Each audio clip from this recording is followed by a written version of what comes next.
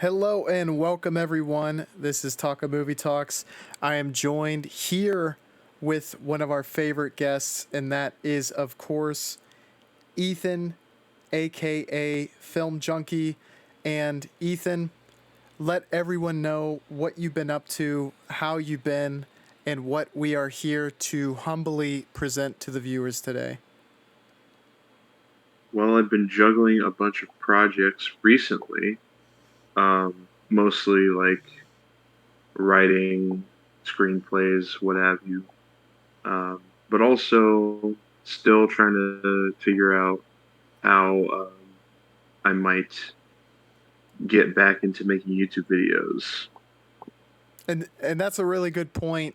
For those of you who have not seen Ethan on the channel yet, I highly recommend the videos that we've collaborated on, but also Ethan's channel on YouTube, which is on my profile as an affiliated channel, but also will be linked down in the comments below.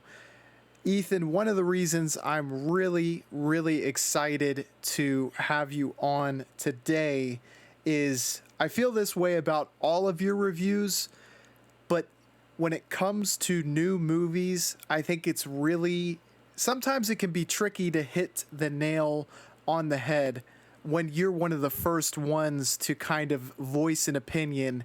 And I've always thought your opinions, especially on new movies, to be very well crafted and honestly end up being the good recommendation as to whether something is worthwhile or not. So I really commend you for that, and I am also excited to hear your thoughts on one of these movies which very recently came out, and that is Exorcist Believer.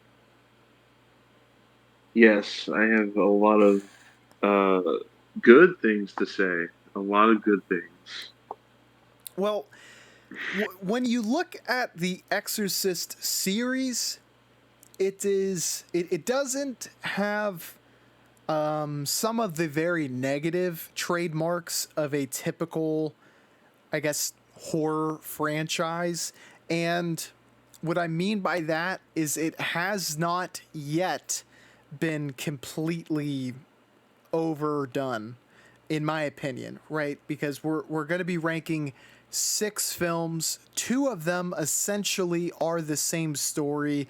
It's a really weird situation that happened with the prequels, and we will go into that once we get there. But most horror franchises are usually on their, 12th, 13th, 20th film by now, especially for films that started as early as The Exorcist did. And why do you think that there has been a lack of Exorcist films coming out up until now? Um, I guess it's because of the whole. Well, for one, there have been many knockoffs, which Mm-hmm. I always thought were part of like this weird Exorcist franchise thing, but I guess they're not, which is probably a good thing. Um, but I feel like by the 2000s, everybody considered The Exorcist to be like a joke Mm. because apparently the re-release in 2001, I believe, got laughed out of the theater, I think, and and then these two prequels come out. Actually, so I think we'll get into the prequels, but like they're, I believe every single movie in the Exorcist franchise, apart from maybe the first one and this new one, have had either extensive re-edits or reshoots. I can totally see that being the case with the prequel because of a lot of struggles that went on there. Maybe it's a bit of a cursed franchise, but I was unaware of the 2001 re-release having such bad reception, and to have on the heels of that in 2005 and then 2006 just a complete debacle of shooting and what they wanted to make and what ended up being made, I can totally see a lot of people losing faith in that. But I think your original answer too is probably makes the most sense, and the fact that you can do a possession film without having to pay the price to have the Exorcist title, it does feel like a smart workaround, especially when you're thinking monetarily, because and I feel like you probably had seen this as well, Ethan, but the cost associated with this trilogy that's coming out purely to be a part of the Exorcist series, the price tag I saw online was $400 million, which is it's such a big franchise. It makes sense. I mean, you look at how much Star Wars was bought for. I believe that was $1 billion. But it does make you wonder how they're going to win that money back. And I think that's going to be an uphill battle, especially after critical reception of Exorcist Believer. Exactly. I I make the predicament. I make the prediction, not predicament. I don't know why I said that. Um, I make the prediction that um, it's not going to make that money back. There's no way. Yeah, the I think the opening weekend was 26 million, and I think you do see generally in series the first movie is likely to be the highest earner, and then maybe the last of the series will generally get close to that, with the middle almost always being the lowest earning. And I'm sure there's many examples where that isn't the case, but a lot of people, they want to dip their toe in, see if they like what's going on. And then also a lot of people will hear, oh, the first two movies were good, I want to see how it ends, and some people just jump in at the end. So for it to be doing so, I mean, for a regular horror movie, $26 million isn't terrible. But when you put into perspective all the costs that went into that, when you see such a horrible opening weekend, that has to be huge cause for concern. David Gordon Green, of course, was the director of Exorcist Believer, writing credits as well, and is linked to the second movie that they already have slotted. Let me ask you this, Ethan, because I think I've been a very large, or not large proponent, but a loud critic of sorts against David Gordon Green when it comes to the Halloween franchise and now the Exorcist Hmm. franchise. Do you think they move away from him? Do you think it's too late for that? Or do you think they start looking at the third movie and maybe try to make the change then? I guess, what is your prediction? Do you think David Gordon Green stays linked to this project moving forward? I think so. I mean, like it's his. I. It's just become his thing to just rehash, to just reboot like old horror franchises. Mm. Try to haphazardly put some weird messages into those movies, but they don't work whatsoever. Except for obviously, I'm one of the few people who actually likes Halloween Ends. I think that's a interesting movie that he kind of fumbled the ending, but I still enjoyed that movie. But we will definitely get into my thoughts on my full raw thoughts of Exorcist Believer. I am very, very excited to hear those thoughts, because we are going to jump into The Exorcist series ranked. And Ethan, I thought the best way we could go about this would just be start chronologically. We'll start with the 1973 original Exorcist, give our thoughts on that film as a whole, and then state where it ranks out of six. Does that sound good to you, my friend? That sounds great. Well, as I said, we're starting with William Friedkin, by William Peter Blatty, The Exorcist.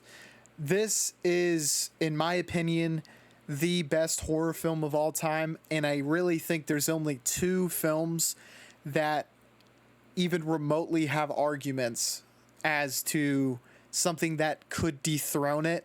And I think that's The Shining, and I think that's Jaws, and I think The Exorcist has slight edges over both of those films in different matters that solidifies it for me as the best. And I just think it's so rooted in realism that it makes you feel like this supernatural thing could truly happen. I think that's a huge disconnect in a lot of supernatural films is that, you know, viewers can detach themselves from it and tell themselves there's no way that could really happen. But what The Exorcist does so well is it makes you believe. No pun intended Yeah. with Exorcist believer. But that Yeah. that's what made it work for me. Ethan, what are your kind of, overarching thoughts on The Exorcist? Well, I mean, you hit it on the money. I think that is what makes it scary is that you are seeing a lot of this stuff just suddenly go wrong with this innocent little girl, and you are immediately put in the shoes of Ellen Burstyn's character, Chris McNeil, and just like watching her as she tries every single move that she can to see what's wrong with her daughter. It's just like a perfect horror setup. I was think to me this is like a modern day equivalent to this would be like Hereditary, just Mm, something really horrible happening, just like as a real life horror, just some like pure happenstance of like horrible circumstances and just like a family desperately trying to cope with that tragedy in any way they can is just it's horrific, and that's what makes The Exorcist so good. I completely agree with every single element of what you just said. Hereditary does feel like a modern retelling of it, and it also doesn't feel like it's stealing from The Exorcist or just like a cheap ripoff either. It feels very creative in the same way that The Exorcist does, and it's presenting something new while being deeply inspired from that and hitting that same moodiness and connecting in the same ways that The Exorcist does, which is why I love both of those films, as well as Yeah. like you can even look at it through the lens of a skeptic, right? Like you can say, I mean, you can explain that this is a story from the perspective of someone inside of this and that maybe it's hyperbolic, but this is what they felt like they were going through, and it's the only way they can explain them to themselves the tragedy they went through.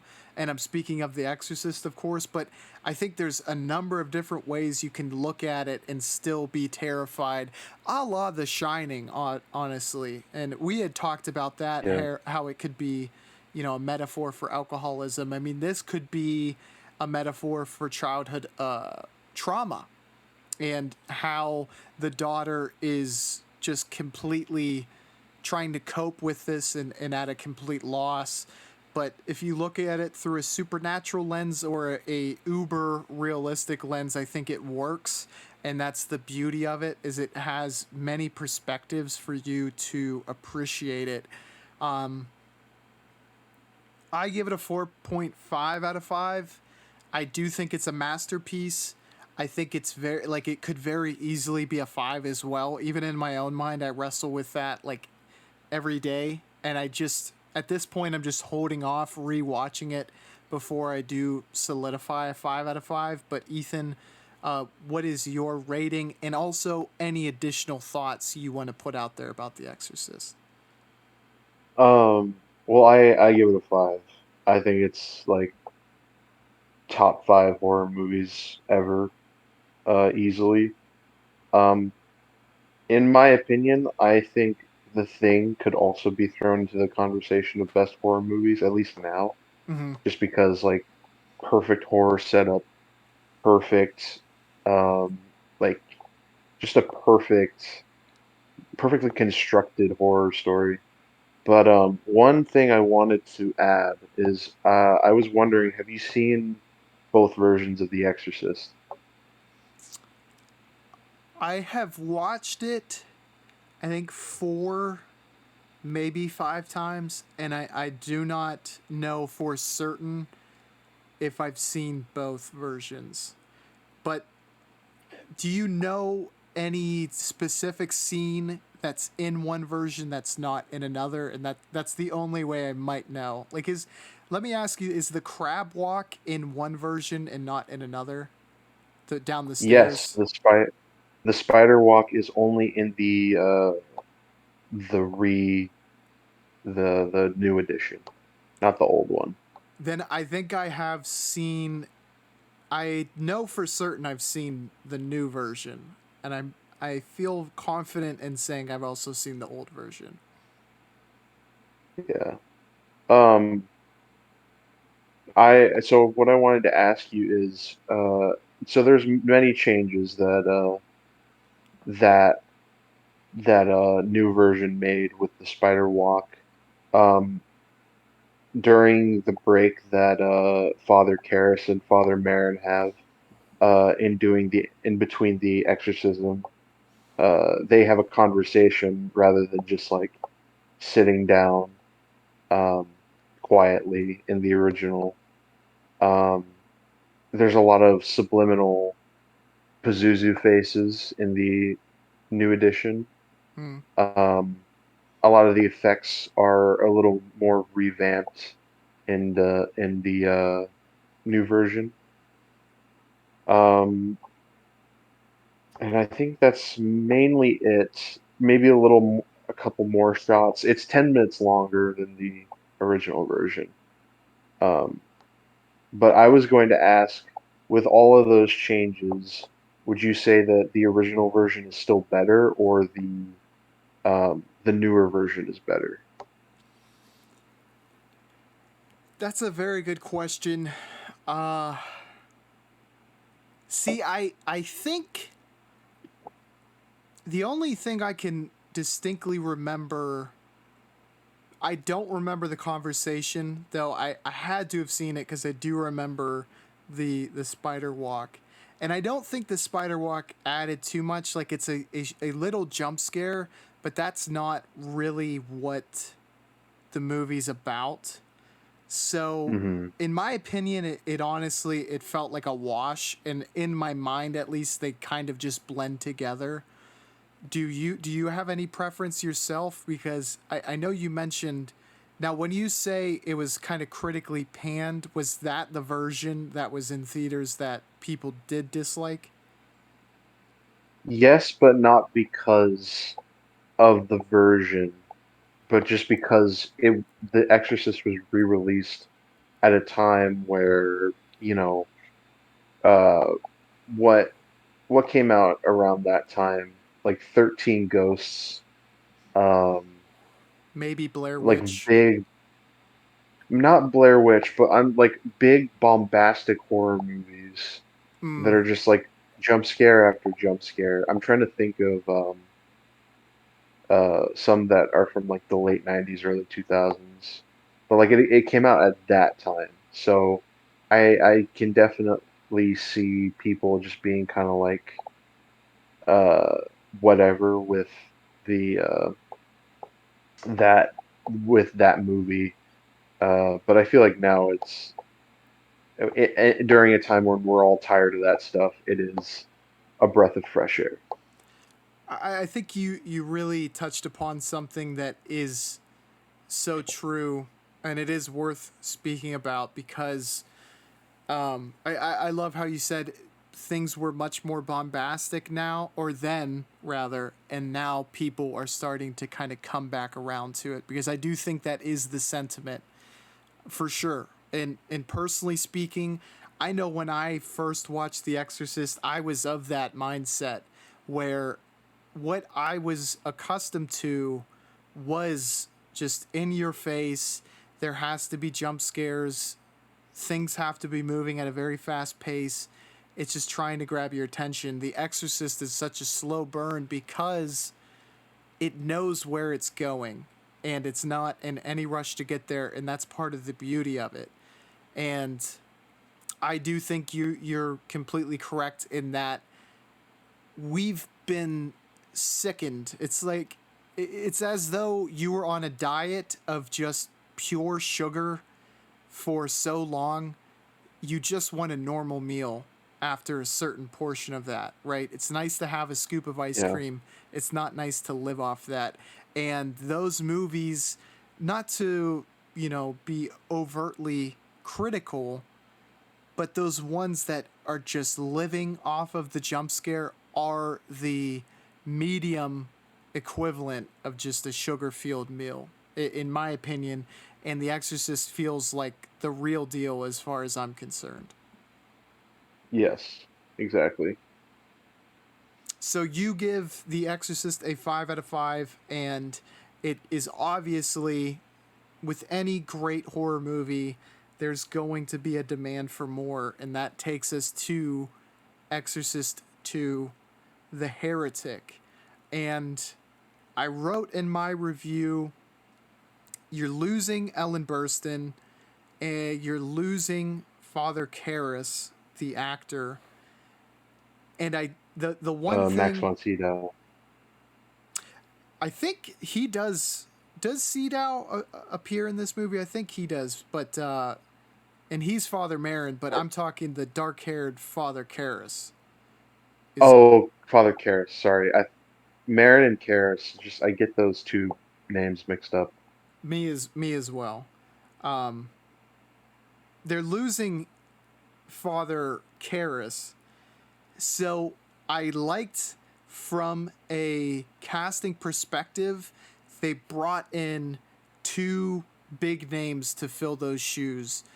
You have Nurse Hatchet, and then you also have the actor who played a very, very, really good depiction of a priest in kind of an obscure movie called Beckett, where he was Academy Award nominated. Um, Two great So actors. Richard Burton, you said, is that who it Yes, was? exactly. Um, I think he was in. Oh, I I might be getting this wrong, but I was thinking he was also in a movie called Who's Afraid of Virginia Woolf, he where he plays like a law school teacher. he might be, um, and I think he's been Academy nominated multiple times, and it might be for that movie as well. The only one I've actually seen with Richard Burton is Beckett, strangely enough. But from that one movie, I do know he is a very, very good actor. Um, Yes. and you needed that, I think, because from my perspective, Burston and Father Karras were kind of the emotional backbone of The Exorcist, with a lot of characters help carrying the weight, but those two carried the majority of the weight. So losing them in this film, you needed to replace that, and getting those two actors was the right choice to at least try to. I just think the script was maybe a little too I don't not flowery, but it was too high on itself and thinking what it was trying to say was more profound than maybe it was written. But Yeah. I want to get your overarching thoughts on this one, Ethan, because it is a very interesting film to follow up the original Exorcist. Yes. So, I honestly had a rough time watching the three movies that I had to watch for this video. But yeah, I hate this movie. I think Louise Fletcher. and Richard Burton don't save it at all. Hmm. Uh, it just tries too hard to be this weird abstract nightmare thing, but it's like The Exorcist is a very timeless movie, and this is just completely stuck in the 70s. I do definitely agree. This movie feels dated in comparison to The Exorcist, which is strange considering it came out after that. Yeah, And I also I do agree with you when talking about Richard Burton and Louise Fletcher's performances.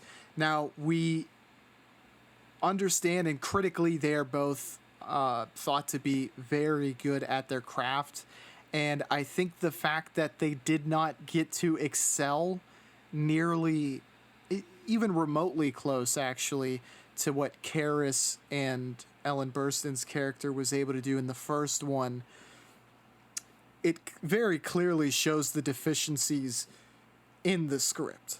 But on top of that, I think Linda Blair's performance is where you really start to see the cracks show. yeah, for sure. If I remember correctly, and I don't even know if the Razzies existed when this came out. If it did, I feel like she may have been nominated for it, and I think rightfully so. It was a strange performance. Now, part of that was due to the script. Trying to act like you're under hypnosis is a strange task to ask an actor, and it's easy to flub. But even when she was just supposed to be herself, it felt strange the way she did it. Yeah. Um, she was nominated for an Academy Award for the original. Mm-hmm. So I think she's really great at like a character performance, Mm-hmm. but just like it, it's just so bad in this movie when she's actually trying to play a character. She's just really, really bad. And maybe we can this will be a good conversation piece, but I think Exorcist 1, it just carefully crafts the script in a way where it just pushes Linda Blair into the perfect spots for her to shine. And it's just like she's just portraying innocence when she is not possessed yet, and then it's like the makeup and the voice acting does the rest of the work after that.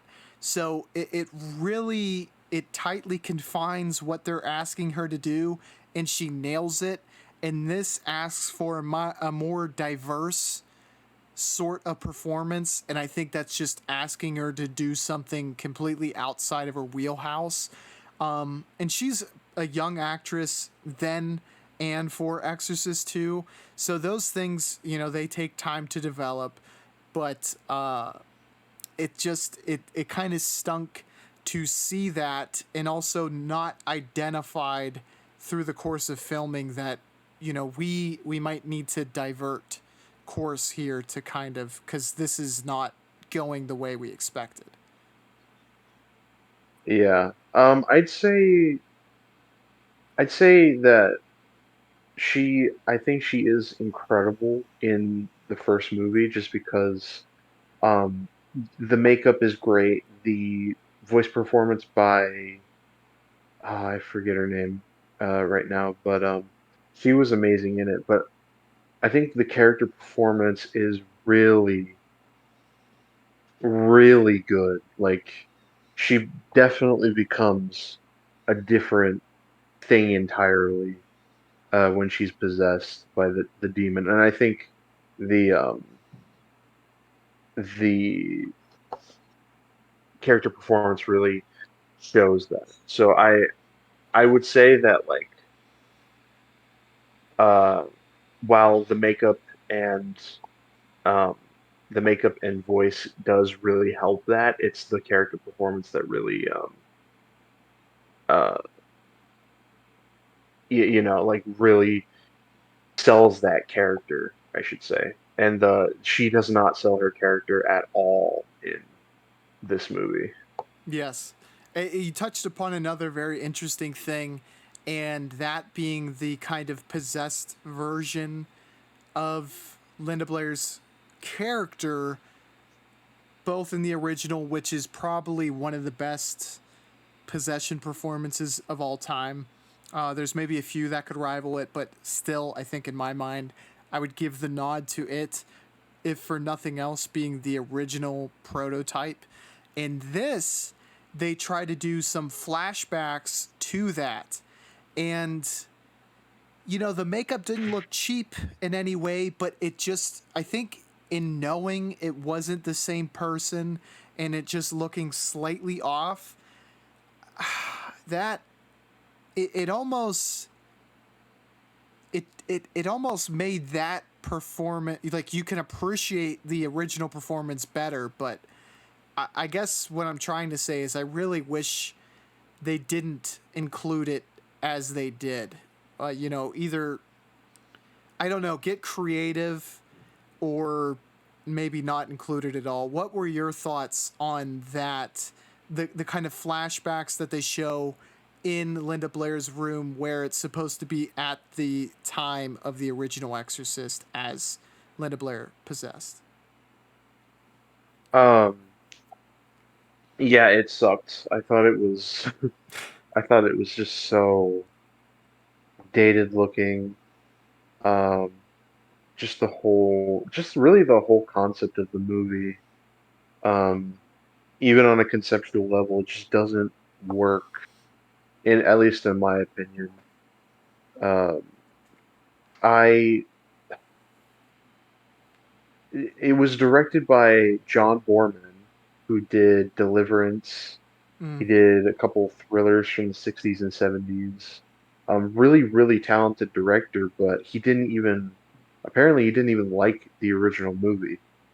Um, but he's directing this for some reason, and it's just nonsensical completely.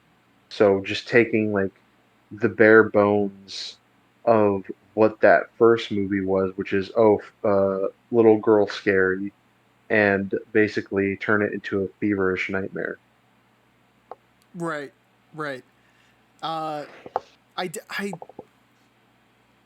I am surprised from a certain standpoint, because Deliverance is a movie that is known that it pushes the bounds of, like, what is acceptable, and it subverts what's disturbing in a way, or I guess better stated, hits you with something disturbing that you didn't realize, like, you found that disturbing, I guess. Um, Yeah. I feel like in this movie, like, that mindset or that creativity, someone who had an eye for that, you could really, really get something special. And I don't think they ever even went that direction, and maybe that was a huge flaw from that standpoint. One thing from an overarching story perspective that I liked, and maybe it didn't come to fruition, or maybe it wasn't told as well as it could have been, is Richard Burton's character almost becoming allured by the powers of the demon. And I did find that to be interesting. And it's something that even the original kind of touches on. It is faith as a whole, but I think showing more a side where, when you're touched by the greatness and the power of a supernatural being, whether it be good or evil, that can be very alluring to someone who is so deeply entrenched in faith. And I think on the face of it, that's an interesting premise to explore. Now, it didn't do it well enough for me to think this is a brilliant movie, far from it, but I do like from a script writing perspective that they tried to explore something like that I find interesting. What were Mhm. your thoughts on that, Ethan? And then also the voice of Darth Vader being in this film. Um, you were talking about Richard Burton, right? Mm. Mm. Um, like the entire archaeology type of uh expedition that he goes on. Um, well, I mean, Excuse me. you're good. I just a lot of it is just like boring and weird. Um, James Earl Jones's character makes absolutely no sense at all. Apparently he's like a doctor, And a lion. but also and a leopard and dressed as a locust. Um, he like I don't even know. I don't even know like anything about his character, to be honest. It's just all washed over me. Yeah, it it felt like they cut elements maybe that were supposed to involve him. I get the main message they were trying to get across with him, that even though you're touched by evil, you're not destined to forever be evil. Though, like, the original kind of presents these questions that you yourself would maybe want answered. But with like that question in and of itself is one I think we kind of already know the answer to innately, right? Yeah.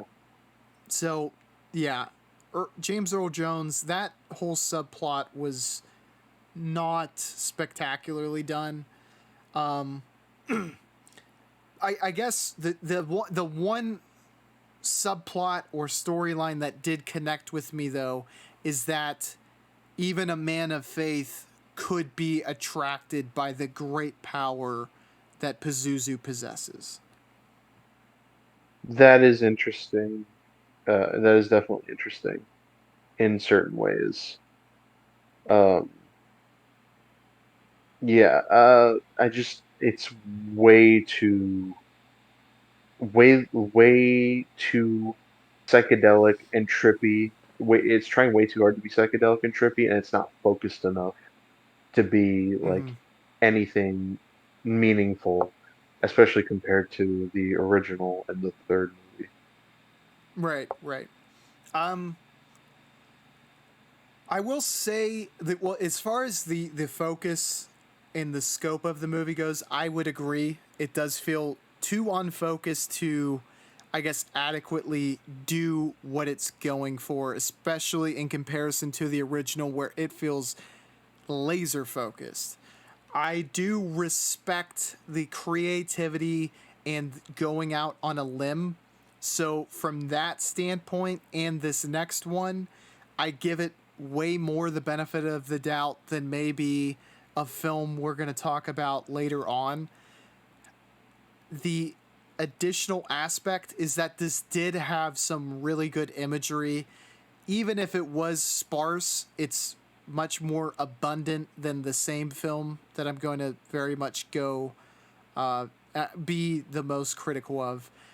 The original scene in the opening where that lady was burning and like she was on fire, I thought that to be like just really crisp and not iconic because very few people are aware of it, but that's horror imagery to a T for me.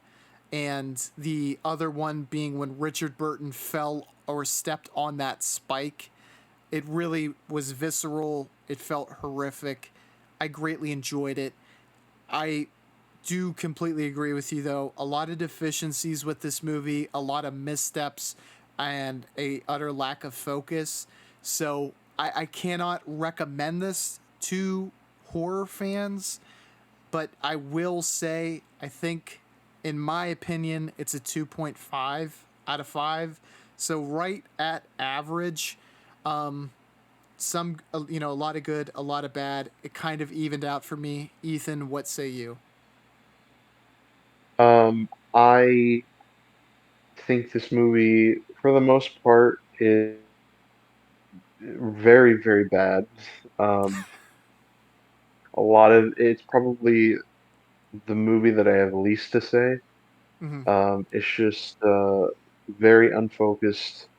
Um, some of the visuals are cool. A lot of it is really dated. Mm-hmm. A lot of the performances are not good either. Um, yeah, it's just yeah, it's pretty bad. Do you have a rating as well, Ethan? Oh yeah, yeah. 1.5 out of 5 for me. There we go. So far, it is a rung below Exorcist for both of us. With these next films, we'll start to give the rankings as well.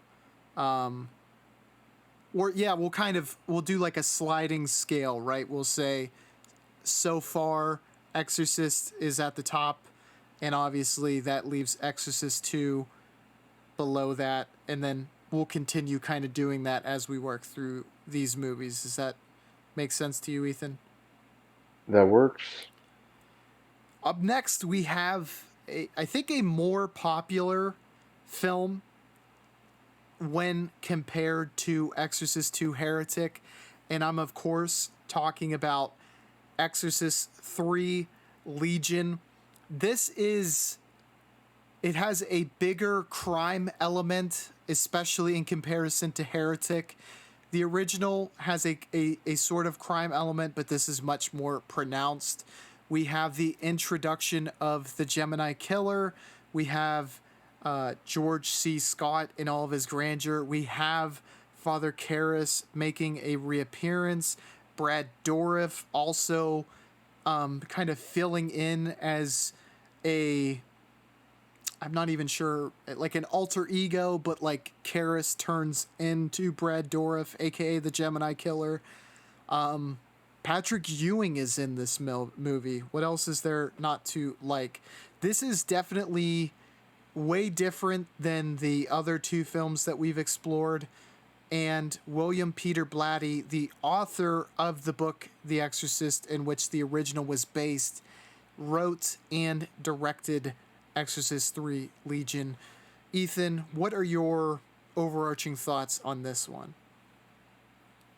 Um, I think this movie is great. Mm, I think one of the most I think the most important thing about the original The Exorcist is the fact that William Peter Blatty was so involved in the making of that movie because he was also the writer of The Exorcist. Um, so for him to come back into the fold, um, 17 years later to essentially uh, make a genuinely like a genuine sequel to The Exorcist is definitely um, what this sort of brand that the movie has created. It's what the brand needed mm-hmm. for sure. Because I think the more I think about the other movies in the franchise, the more I realize that The Exorcist wouldn't be what it is today without William Peter Blatty being there. Right, right. He's the mind behind it all. And Yeah. this is the only film, and no pun intended, that captures the spirit of the original one. Exorcist 2, I think, missed the mark with that. In this one, it feels like an Exorcist movie, and it feels a little bit turned up from the original. Did you feel that as well, Ethan? This one had an intensity to it, and certainly, like, the original is very, very intense. This is where they actually start to get to that very same level and even kind of break through the original. Specifically, I'm talking about maybe one of the greatest scares in all of horror cinema at the hospital, the sheer scene, if you remember what I'm talking about. But did you feel Of that course. intensity? Yes, absolutely. I think that is definitely the greatest jump scare in any horror movie. Like a jump scare that is trying to be a jump scare, Mm-hmm. that just easily takes the cake. It is perfect. It actually catches you off guard. Um, you don't expect it, and it's just a really freaky image. Like this thing, you don't even know what it is. It just like catches your eye all of a sudden, and it works really well. Yeah, just the timing was perfect. It lulls you into this, well, into this heightened state, and then there's the not red herring, but a false scare, and then once you maybe take a breath is when you get hit with it. Just so well done. And on top of that, Brad Dourif, who I was talking about earlier, great character actor. He also seems to recapture the menace that we saw when Linda Blair's character was possessed. The taunting that he does to George C. Scott is just on another level. The way he changes his voice up, he feels like a real incarnation of evil. I really like that. I thought the ending was also I appreciated that. It was very over the top, but it made it feel grand and as though you were actually getting to peer into the depths of hell. There was a lot of creative elements to this that just were pulled off very well. Yeah, a lot of it is so chilling too. Like when who's the guy that gets like beheaded and his blood is literally just like neatly put into containers. Mm, Like he loses his head and then there's just like containers of his blood in on like a little thing. It's like so creepy and in such like a clinical way. yeah, exactly. And that character is the priest with whom is best friends with George C. Scott uh, early on in the film, and Yes. the creepy message left behind too, which we should kind of highlight. It's a Wonderful Life, which is also I don't know if you remember this. It's a very obscure reference, but it is a reference to the original because George C. Scott is reprising a role from the original detective in The Exorcist 1, and he Yes. offers Jason Miller to go see A Wonderful Life with him in that film, and then sees it in Exorcist 3 prior to that murder. Just a really, like, it's a very simple thing, but it's just a cool tie back that I really appreciate. Yes. Um I was thinking of what character it is. It's Father Dyer Oh, yes. who gets killed. And then George C. Scott plays Kinderman, William Kinderman. Um it it's creepy and it's incredible. It's just like it seems more like there's a lot it focuses a lot more on like people in wallowing in misery Mm. almost, but like presenting this sort of hope. Um, I think is a lot of what William Peter Blatty likes to do, and I think he's very effective at that. And so it works very well for the film. No, I completely agree because when they show other patients, I think is when you get that the most. George C. Scott is somewhat representative of that because he seems to be a very damaged and not the same as he once was. and seemingly lost faith in humanity. You get that a lot, but also the kind of elderly patients who are in the psych ward, I believe. You get that sense from them, and the movie also kind of capitalizes on that and shows that like those people are more easily influenced by evil. All just very well thought out. I really really enjoyed that. The beginning also is very very memorable. Maybe the most memorable opening sequence of any Exorcist film. Off the top of my head, I don't necessarily remember the opening of Exorcist 1, but I do with Exorcist 3. That's the one where the is it the one where the priest is talking with the what seems to be an elderly woman in the confessional? I I think it starts and it's kind of geez, no. I know at some point they're kind of walking through the street and you see the boy who ends up being murdered just shortly after that.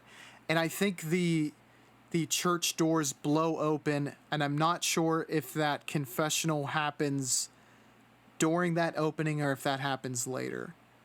I don't know for I sure. see. That scene though is also fantastic.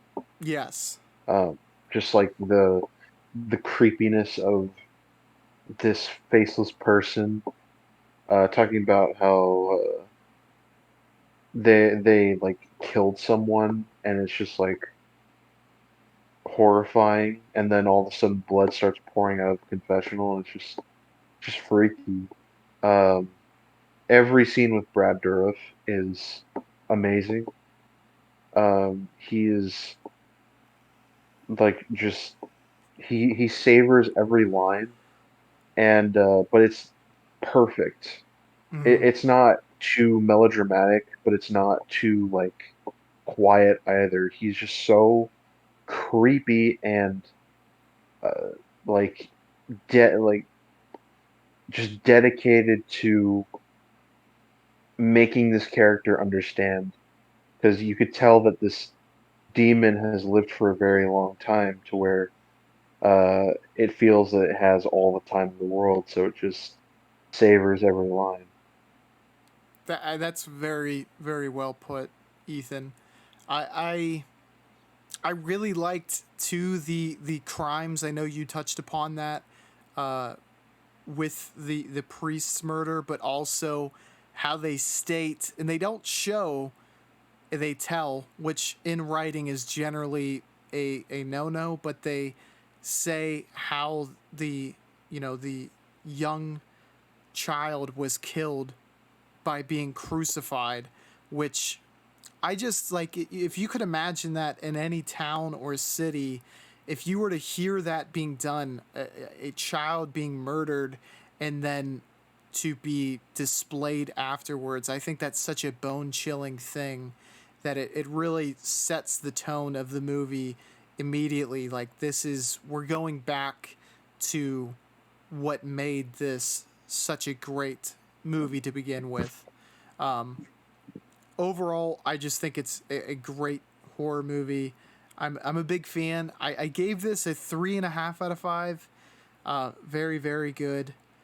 Um, in my opinion, there are elements where the original does overtake this, but of the sequels, and well, I don't want to give anything else away. Um, it's the most faithful and really the only follow up that you really should seek out if you like the original. How about you, Ethan? Yeah, yeah. I give it a 4 out of 5. I think it is a I think it's closer in quality to the original that I think most people get it credit for. Mm-hmm. Um, and it is the best sequel by a long shot. Yeah, no argument here. Nothing else is really in the same sphere as Exorcist 3. They led the second sequel with a prequel, which then turned into another prequel. But that is due to production not liking the original vision in which Paul Schrader was trying to, I guess, make happen. First, Ethan, let's talk about Exorcist, the beginning. This is not the Paul Schrader story. This covers, I believe, another William Peter Blatty story. It is an adaptation in which Father Marin's pre Exorcist story is told, where he is visiting a tribe in Africa and finds a church that had been buried. He's kind of forced on this mission because of what happened in World War II, which this film also delves into. From a story beats perspective, I am really glad that we got more backstory on Father Marin. Because the original, it is ironic that it's named The Exorcist, because it might lead someone who hasn't seen it thinking that Father Marin is like the one who is there to do the exorcism, is the main character. But I really think that that film revolves more around Father Karras than Marin. So I do find it fitting to finally give Father Marin a complete movie to flesh out his story. What are your thoughts on using that as the source material and then go into the execution as well?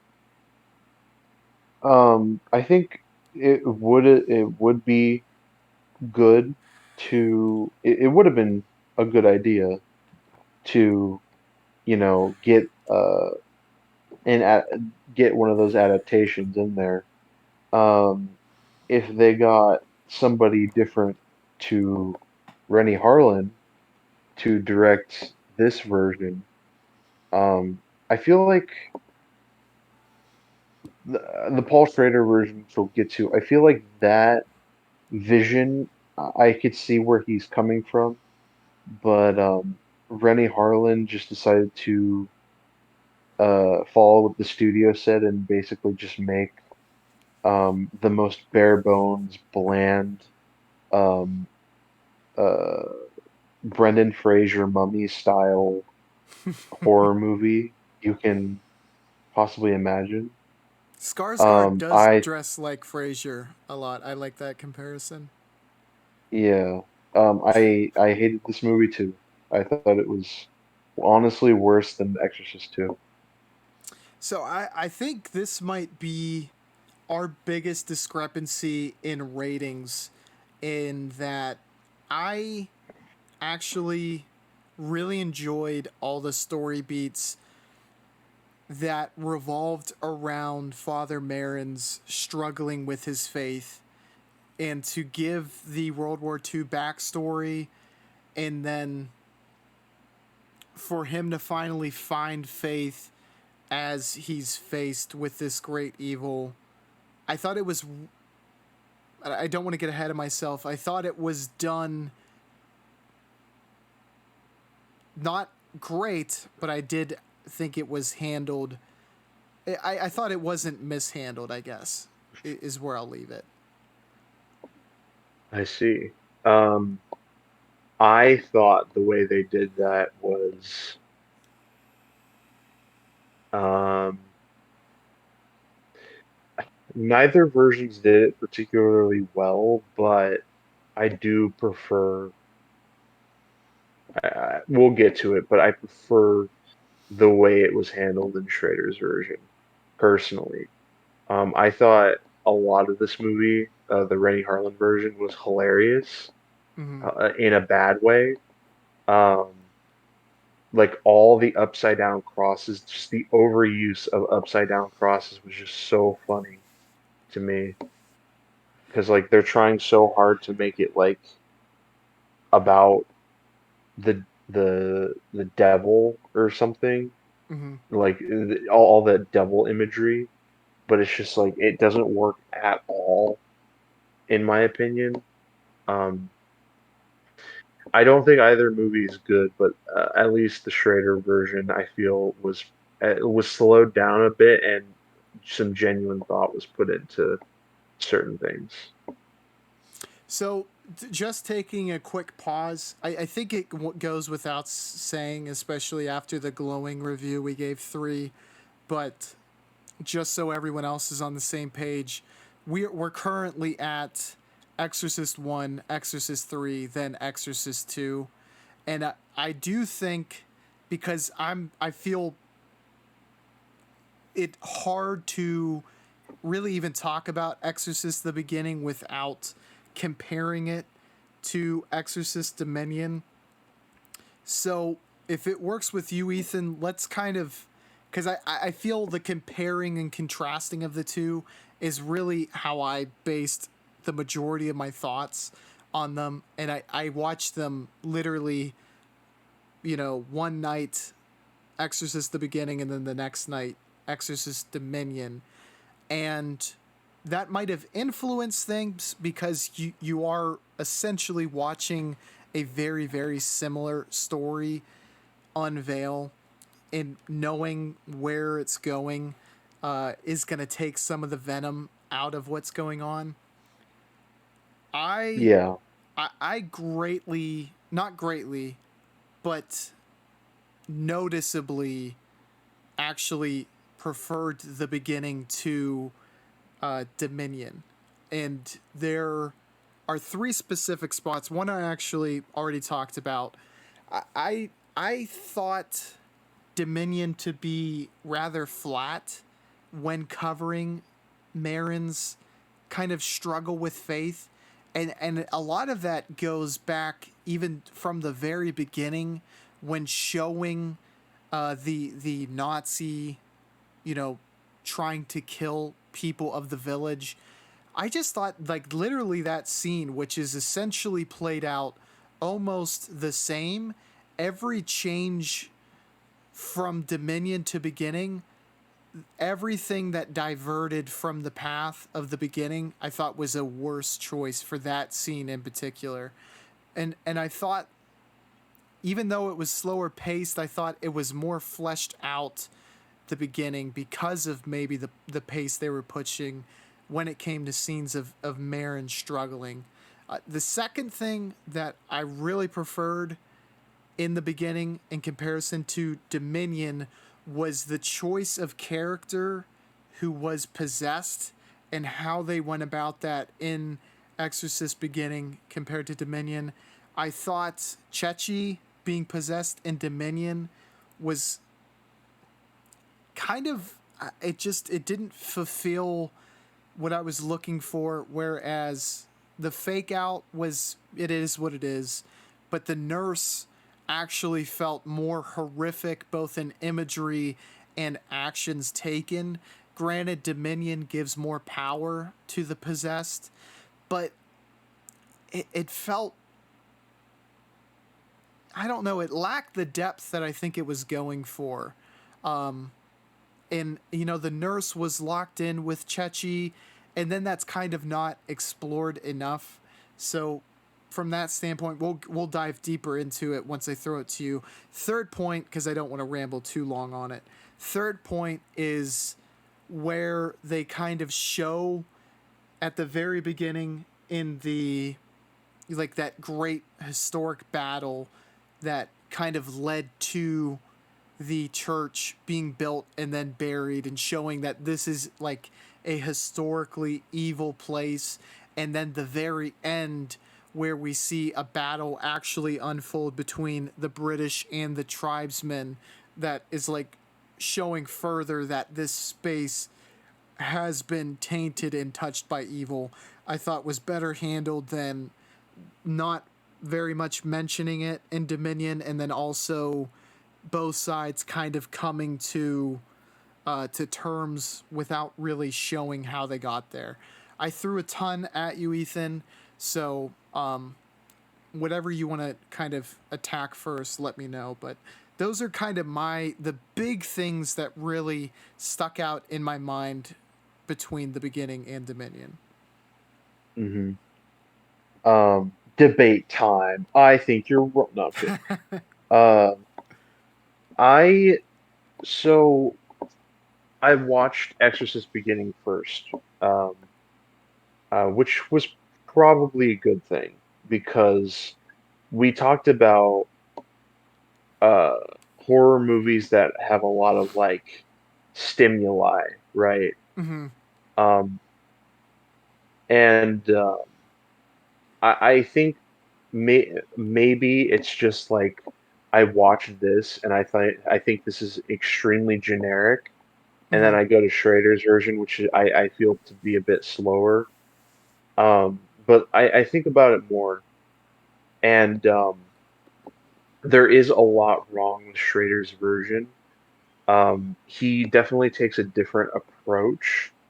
Um, I think what I like more about Schrader's version is I feel that more thought was put into what it's trying to say.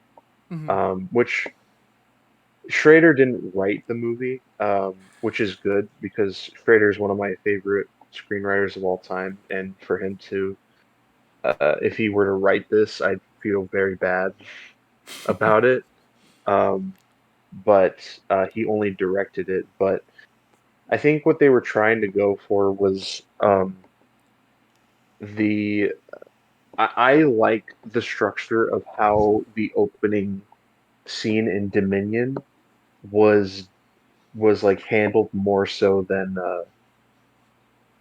Exorcist the beginning because for me, um, for him to experience that once, like that, I guess that comparison, for him to only experience it again in a much different time, um, I think there's like a little bit of like mirroring going on, and I think like genuine thought was put into some of the choices. I think both fail tremendously at its execution filmmaking wise. Hmm. Um, Harlan's version, the acting, almost all of the acting is quite terrible. It's just like it's just really shitty acting. Strader's version has some of the most awful CGI I have seen in quite a while. Um, and then like both of them have really bad writing in terms of dialogue and like genuine characters.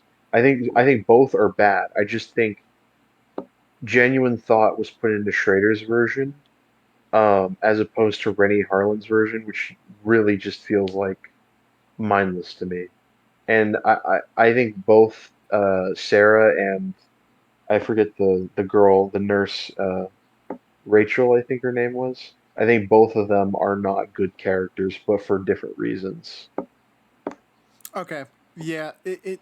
So you're talking about both nurses from the Yeah, beginning. Yeah. In the beginning, she only really took. It was after the possession was when she ultimately became the most interesting. Though I will state when she delved into a little bit of her past in regards to being a Holocaust victim, I found that to at least give her like both characters have that, but it was just slightly more fleshed out in the beginning compared to Dominion. Um, I when I do go into that though, Dominion does have the element of the allure of the demon, something that was touched upon a little bit in Heretic. And I do like that. I liked how it was done in yeah, Heretic, and I do think it was interesting to kind of see if that could be done better in Dominion. I don't know it for whatever reason. It seemed as though there wasn't enough weight given to that in Dominion, and it was an interesting direction to go. I just think the way it was executed, it made the entirety of it just feel not fulfilling at all, to where despite the beginning leaning directly on what that era is known for, like the quick pacing, scary, creepy, just very kind of surface level things. To me, it felt more fulfilling just because it was giving you something to react to, where Dominion just felt flatter to me from that perspective. Now, don't get me wrong. Had Dominion be was if it was executed better, it would have just completely blown the beginning out of the water. But I can't even directly identify. I think there's multiple things that add to that reason. And probably the biggest one is maybe just the immediate reaction from Marin, where, he's just completely uninterested in it because I think it's the natural answer is that, look, this made me lose faith, but I've regained my faith, and I now know that going through that was the right thing to do. Like, he was actually like the demon actually gave him the platform to forgive himself, because he knew that it wasn't going to work out either way, and that even though he made the hard choice, it was the right choice. A lot of thought goes into that, obviously.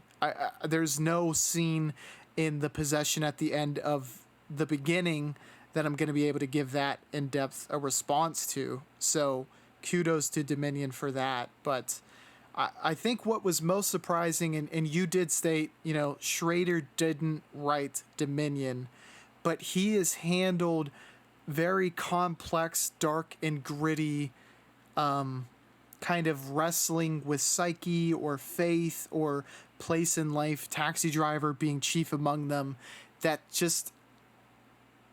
not being handled as well as you would expect from Schrader in terms of Father Marin, I think was the most surprising element to the whole of Dominion, and I think was something that the whole movie hinged on. Yeah, definitely. It's That is definitely a really good point. That the entire movie is focusing on the psychology of Father Marin uh, as a priest, as a religious person, um, and to not explore it in a way that's meaningful um, or compelling from a narrative standpoint is it's not effective in that when it's trying to be. Um, I would say that Rennie Harlan's version is trying to be here. Here's a analogy that I came up with.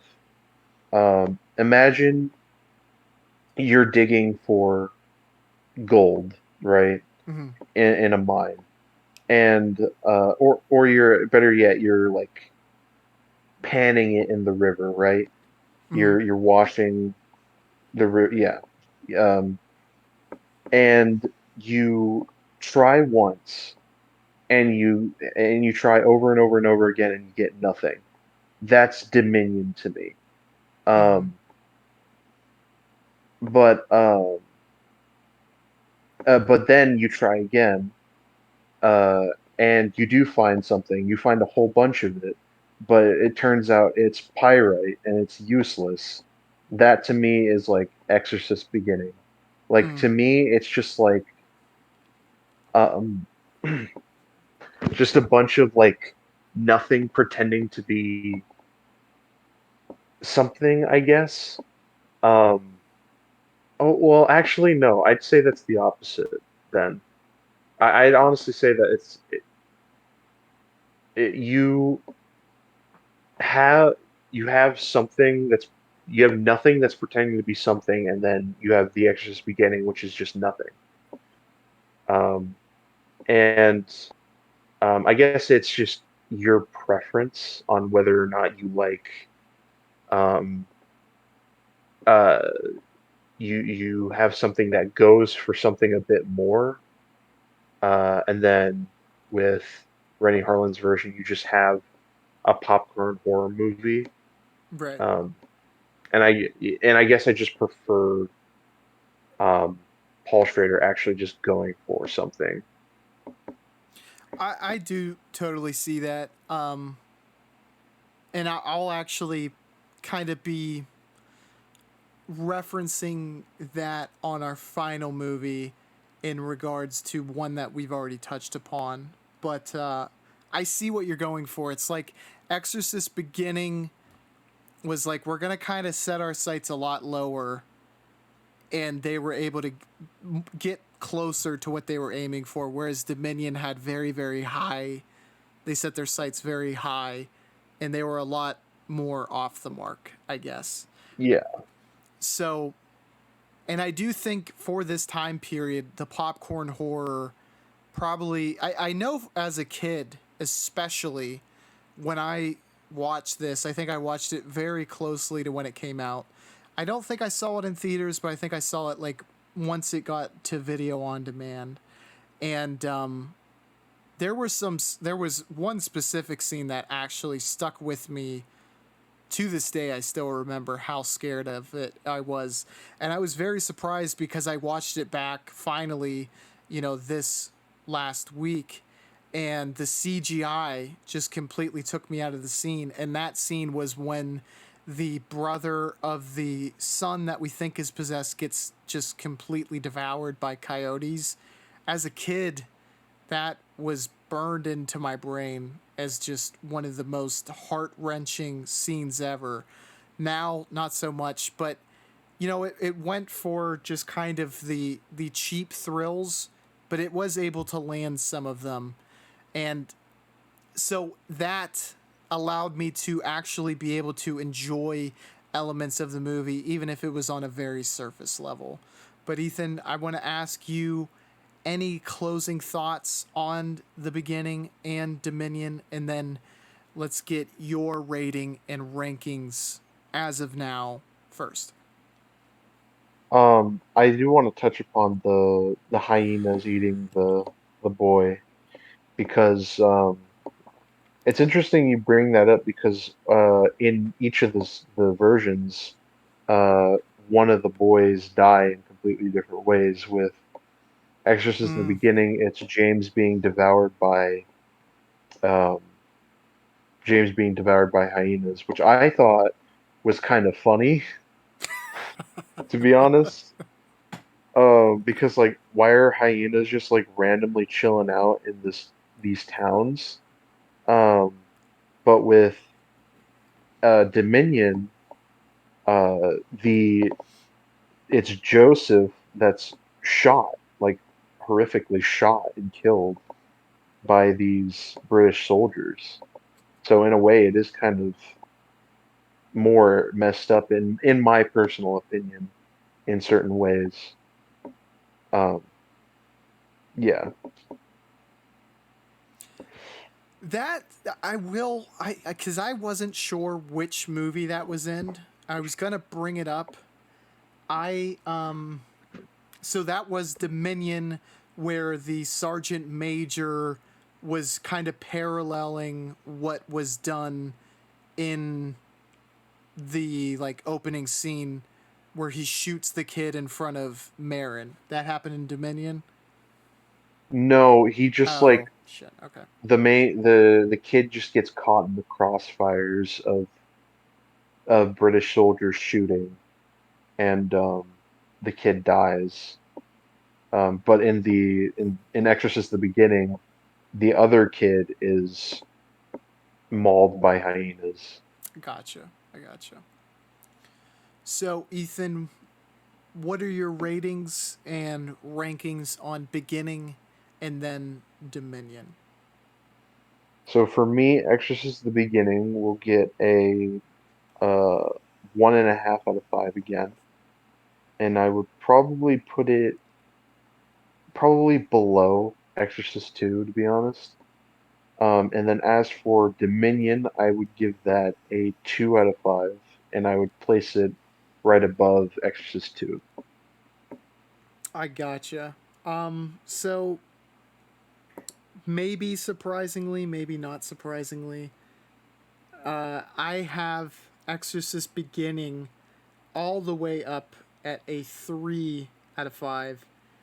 I, just for Marin's story alone, enjoyed that film. Not a Mhm. ton, but I thought it was good. And then I have Exorcist Dominion at a 2.5. I, rating wise, have Exorcist, Exorcist 3, The Beginning, Heretic, and then Dominion.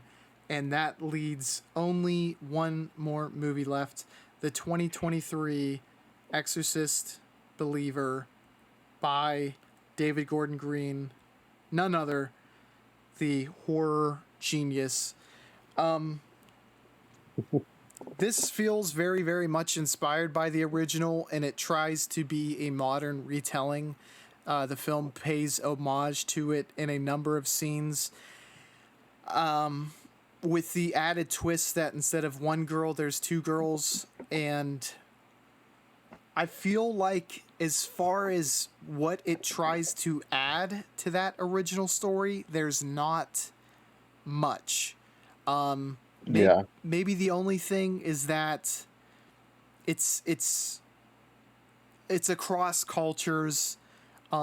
Every part of the world is plagued by this evil, and they each have their own ways of trying to deal with that. And when there is a true possession, you can utilize all methods, which it sounds stupid as I explain it, but I mean that I think that's what they were going for. religions assemble. Yes, like truly, aside from the makeup and a few times where they show the face of evil, or not evil but the actual demon, uh this film just felt so damn flat. you know it, Yeah, there's very little to be impressed by, and damn, that's a shame. It's a series it has had its lows amongst its highs, but when you haven't seen a film come out in such a long time, you really want it to come back with a bang, and unfortunately, that was not the case. Ethan, your thoughts? I am just I was just baffled by how how like offensive this movie was in being like a subpar reimagining of the original movie. Um, just every single decision that David Gordon Green and the writers tried to make is just like the most watered down version of anything Exorcist stood for. This is probably I've seen I think like 50 films to come out this year so far. I think this is probably the worst one that I've seen. It is like baffling that they thought that that any of this was a good idea. Like I struggle to come up with something positive to say about it. Did you like the makeup? I did for the most part, even though it's not as good as the original, which came out 50 years ago. Yes. Um, the two girls I thought did the best job out of anybody. Mm-hmm. Um, I thought everybody else was horrible. Leslie Odom Jr., who's usually a good actor, does not do very good at all. Um, the dad on the dad of the white girl is also really bad. Mm-hmm. Um, the woman who was like the nurse and the neighbor of the of Leslie Odom Jr. Mm-hmm. and the role like she's horrible. Like she's really really bad. Um, there's like really forced in like abortion messages, as Yes. well as really forced religious messages that just do not pertain to the original at all. It's just all really forced and really bad.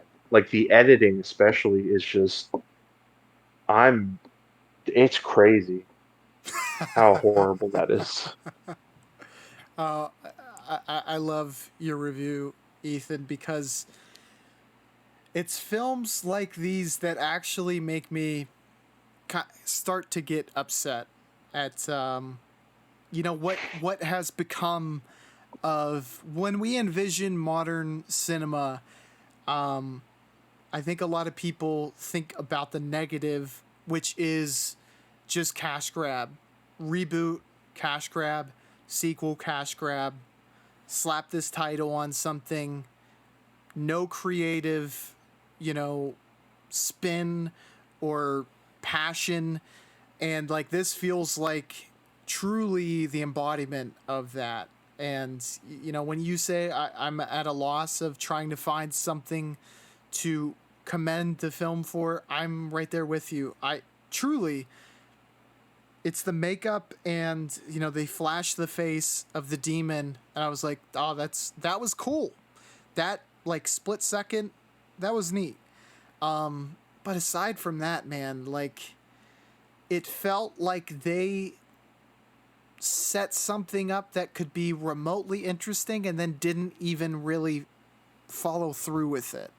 Like I feel like you could get creative with the fact that there's an interlink between two people who are possessed. And nothing that they did in this film explored that in a way that felt fulfilling at all for audience members. Yeah, It just felt like a cheap like selling point for the film. And also the entirety of the movie, in my humble opinion, felt like let's just squeeze enough scenes that seem like they could be interesting to make a trailer. And there is almost nothing beyond that. Anything that really wasn't shown in the trailer is not like a selling point of the actual movie. And even those scenes that are shown in the trailer really don't come to fruition. For example, the white girl who's possessed, she's in the church and, she just keeps ranting and raving and saying things that make you think she's possessed. In the trailer, that looks interesting. In the movie, you quickly realize this is like this scene is kind of toothless and it really didn't become anything interesting. Um, do you feel that same sentiment at all, Ethan? yeah, absolutely. Um, there's just like no no bite to this movie at all. It's just trying to be it's literally a Disney movie. Mm-hmm. It is a Disney movie. It is trying to pertain to the most audiences it could possibly pertain to, despite the fact that it's rated R. Yeah. Like it's rated R and it's trying to be a Disney movie. Um, I'm gonna say something that I thought I would never say, and you are probably going to be surprised. And I've said many times in the past that I've hated this movie, um, but I've kind of remedied my um, my feelings with it at least a little bit, especially after watching this. This is worse than Smile to me. Hell yeah. Like it's that bad. All the Smile fans Uh, are deeply excited to hear that. yes, absolutely. I still think that movie's bad, but at least it's kind of original, and at least it's got a few scenes that are a bit unsettling and frightening. Mm-hmm. Um, but this movie is just nothing. it is absolutely nothing. The only scenes that did anything at all were sound based jump scares. One, the girl, goes up to the kind of plexiglass that you have in psych wards and bangs on it, and that might make you jump. And then there's another one where there's a snake in the water and it's just like hisses and you're like, oh, there's, and the guy falls. And like nothing else does anything to get your blood pumping at all. Like even at the base level, which crappy films have been able to achieve, which is at least frighten you in the moment, this film fails. And on top of that, in terms of the Exorcist sphere, the exorcism at the end was sacrilegious in how poorly done it was. The the ectoplasm or whatever the hell you want to call it, where they use CGI, was like, you completely lost me at that point, and it made me realize, like, holy shit, The Exorcist was so brilliant in making you buy into it that when it's done at the utter end of the spectrum, such as it's done in Believer, you realize how magical that was because they did it so poorly. The whole film is just kind of building you up to this climactic ending, and when the climax is so utter dog, it's a dumpster fire. And This is a Marvel movie. It's straight up a Marvel movie. yeah, you are right. It feels like an Exorcist movie geared towards children, and I don't know what, like, why do you go for that? Did they think it was going to streaming, and that kids would be able to view it that way? Your guess is as good as mine, Ethan. There was a huge Yeah. miscommunication in this. One in I don't know.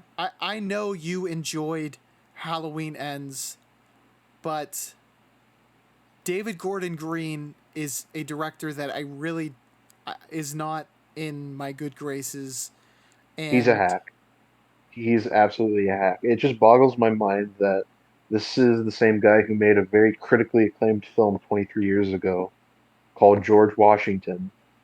That it got really well, like it was received very well, and I'm probably gonna watch it soon because I'm just like, it makes me so curious in what people saw in him for him to have this big of a career, and then to go to this is just crazy.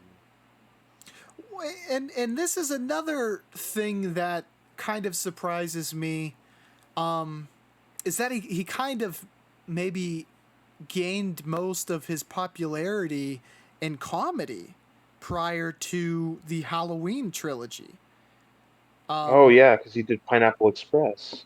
yeah, which I'm a huge fan of comedy.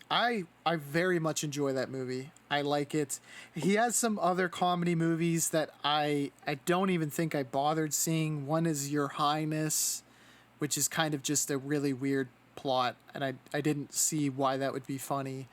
And I forget the third kind of big one, but he often collaborates with Danny McBride, who's a writer on this film, and James Franco. Um, I don't know how he got into horror. I understand from a financial perspective why he was chosen for this, though, because he made money on that Halloween trilogy, and you're spending a shit ton of money to get the rights to make Exorcist films. You want to make money first and foremost, but I just feel like, I don't know, you have to kind of look at the critical reception too, because the actual quality of the films, it caught up to him, it seems. Would you not agree? Yeah, definitely. And it's just like he's tainted the Halloween franchise, which I like Halloween Ends, but overall that trilogy is not. amazing. And now he's tainting the Exorcist franchise. What horror franchise is he not going to taint with his presence? Yeah, geez, I don't know if he's gonna be able to touch another trilogy though after this. Um, and like, dude, Hopefully not. I don't want failure from others, right? You know, like that's not why I do this.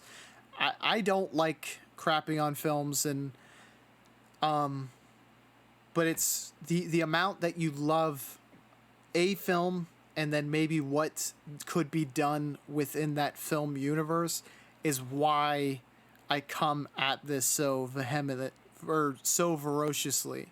Um ferociously. But, you know, it just sucks. It sucks because I know a lot of people were probably really excited that there was a new Exorcist film coming out, and a lot of them probably heard through the grapevine that this is not one that you want to go see, and you're bummed out, and like one of the films you're looking forward to see gets marked off the list. Um, is there any films in theaters now that are a good Halloween treat? I've heard decent things about the Saw movie. Have you seen that? I have not myself, but have you, Ethan? I've seen a part of it. It looks like a Saw movie. It looks okay. Nothing amazing that you can get out of it. What I will say is that um, Five Nights at Freddy's movie. I don't know. Um, yeah. Other than that, I don't really think there's anything worth going to the movies for in terms of horror. Although re re you know um, A classic. re-release. That's what I was thinking. Yeah. Yeah, re-release of classic movies. You could always do that. So if there's just a re-release of a classic horror movie, go see it. Like last year, The Thing re-released for its 40th anniversary. I saw it. Amazing. Seeing it in the theater really uh, opened my eyes to just how well those special effects hold up today. Um, and I believe The Exorcist re-released this year, the original, and yeah, it probably stands stands up as a classic even to this day, even in the theater. And this will be forgotten about in the next 2 weeks. Yeah. I mean, and that is maybe the worst thing that a film can be is forgettable. I'm not sure. There's probably a lot of things worse than that, but forgettable is definitely amongst the worst. This is certainly that. Um, Ethan, I want to get your rating and ranking, and then let's let's kind of just talk general topics afterwards, if you don't mind. Yeah, that's fine. I give this a one. I would honestly change Smile to probably like a 1.5. And this will be a one, maybe a half star soon. This is the very bottom of the Exorcist franchise. Like they've somehow reached a new low. I gave this a 2 out of 5. Um, the very bottom of the letterbox ratings I haven't used yet. Um, and this film has made me question like when am I gonna use that? Because this could easily be that, but it's a movie, um, and you know the picture quality is okay. You know, it's like it's a big budget movie. It's not broken. It's just complete and utter disappointment. So it was a 2, you know, which is just not very good at all, and Yeah, it's the worst of the franchise. I oh I do. Would you think? Because after watching through, especially the lesser known films, like, to me, it's unequivocally the worst. Do you think that's going to be the common sentiment amongst fans, that this is the worst of the franchise? Judging by where the letterbox rating goes, I could definitely see that. Um, I agree with you in saying that it is the worst Exorcist movie, which is saying a lot for for a franchise with, in my opinion, that many bad sequels. It's really done something to me to where it's like the worst. Very, very true. Ethan, I wanted to ask you because you are very much working towards and have a deep love of film and working in film, writing and directing. What were your thoughts on the writer's strike finally coming to a close? Was it general excitement that they were able to kind of reach a deal finally? Yeah. I think I hope I genuinely hope that this will get them very far. I'm very glad that they were able to get a large portion of what they wanted, um, in terms of like AI in writing screenplays, uh, mostly being kind of outlawed a bit. I think that's good. I think interest there's going to be interest rates in pay for writers, which is going to be really good. Um, overall, pretty good um, way to end the writer's strike. Hopefully, the actor's strike goes a similar way. Um, but yeah, that's pretty much my thoughts there. I think the most beneficial and most like no brainer element was the I think it's like royalties, and I think they might be getting royalties. Maybe it's a different word, but from streaming. And I did think that seemed like something that should have been instituted years prior, and I was surprised that it came just now. Um, the Yeah. the whole AI situation was very, very just interesting from an outsider's perspective, and to see where that went, because I think how we originally thought AI was going to be instituted was going probably the opposite direction. And I think a lot of artists were seeing that their work was being cannibalized by AI. And a lot of it was inspired by the writing that they were doing. So it did feel definitely like a Yes. necessary step, right? Because Yes. it's using your material that maybe you've done in the past to write something new. Um, I do find AI to be very, very interesting at the moment, like all the advancements. Yes. But it, I, I do.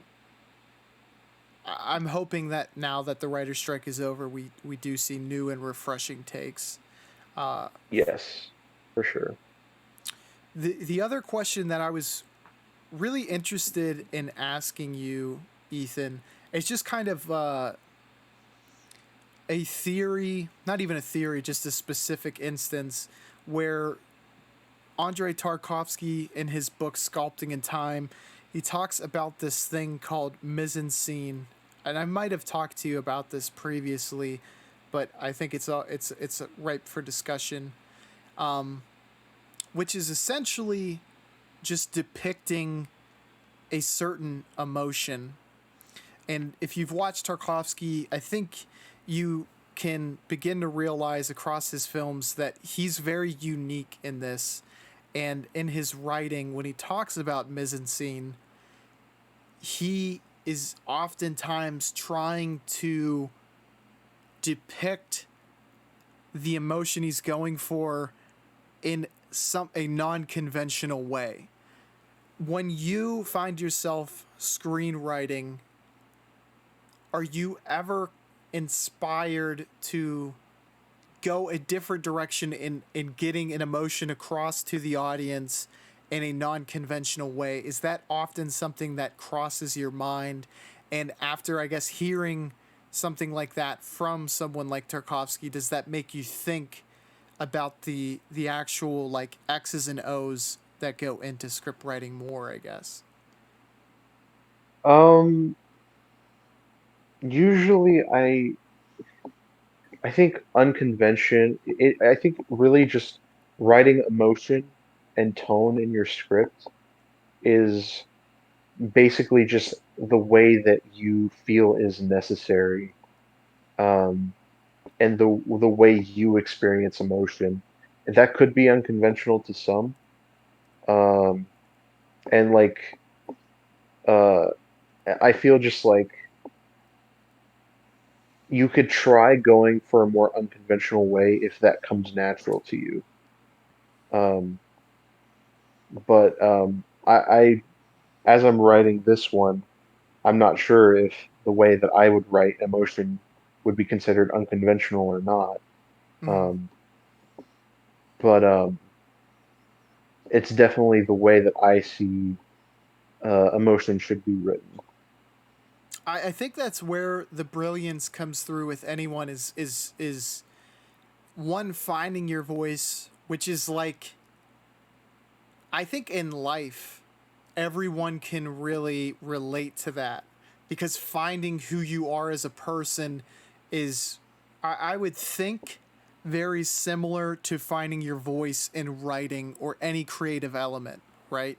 Because Yeah, you experiment with a lot of different things, and then once you find something that feels true to yourself, it just all falls into place. But once you can achieve that as a writer, I think then you can like, it feels genuine, I guess, and it's not. I don't know. I think fakeness, if that like, if there's an essence of that, it it can be detected by viewers, even on a subconscious level. So just staying true to yourself as a screenwriter is the best way to go, because you sense it through that lens. And I think other people are also going to be able to, I guess, realize that thought or emotion.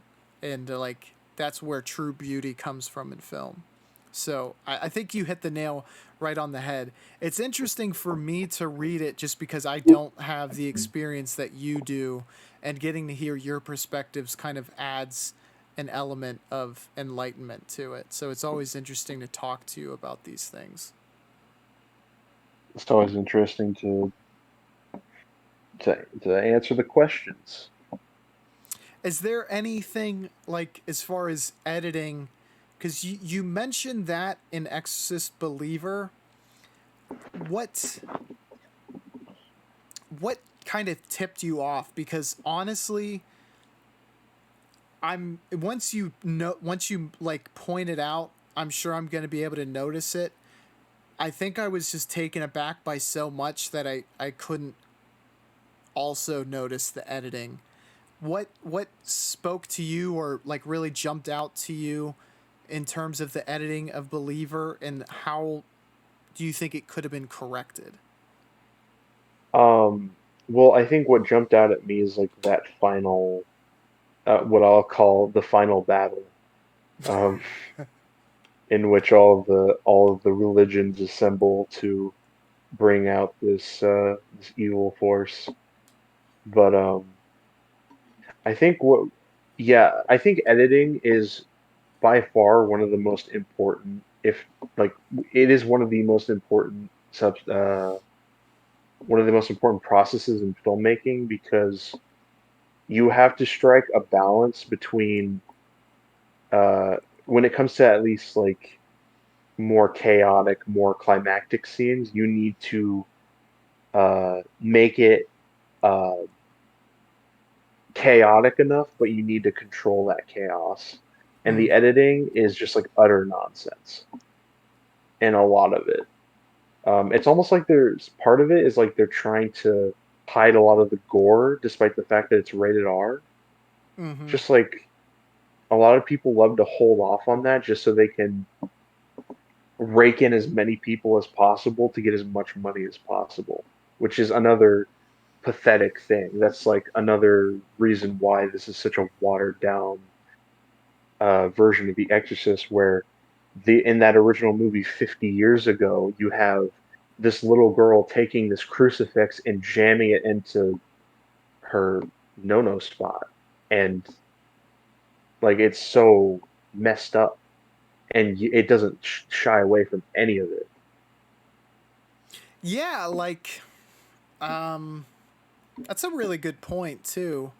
Is that so? Aside from the Ellen Burstyn scene and them looking so grotesque, I don't know. They don't feel evil. They just feel like I don't know how to put it. But you touched upon something that I think is very telling of the film.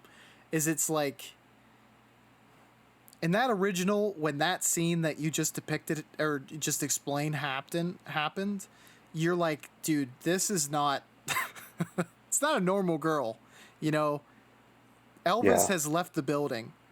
And in this film, I don't think they ever truly achieve that. The closest they come is that Ellen Burstyn scene, and even that it felt I don't know, it felt like misplaced, quite frankly. I think you're touching on something that has very real world implications, in that they were probably very much trying to negotiate a softer rating and just didn't get that. And that's going to cost them. Sure is. Honestly, David Gordon Green was a lot better with like Halloween movies. I agree. Like some really, really good kills in those movies, especially again, Ends has like really good kills in my opinion. With the DJ is really I really like that kill because just like the creativity of it as well as the brutality of it and just how it doesn't shy away from anything. And it also had, like, you know, a different spin to it. The whole added element where it felt like there was like a passing of the guard going on, and that it was like that type of evil could be transferable. That it felt like it was trying to do something. This film, I can you identify like anything it was trying to do with the franchise that was of note? I can't. Anti-abortion. Mm, true, true. That's literally has nothing to do with the original Exorcist, and it's just gross. Yeah. Well, it was a misfire. Um, Ethan, I have to say, thank you for very much for not only recommending this video idea, but for joining me and making this a really great conversation. This was fun to do for sure. Absolutely, it was my pleasure as always. Anyone still here, check out Ethan's channel. Again, it's linked in my profile, but I will put a direct link in the comments section down below. And be sure to subscribe to his channel, check out his videos, and subscribe to this channel as well. Y'all have been great. Ethan, again, you have been great, and we will catch you on the flippity floop. Bye, y'all.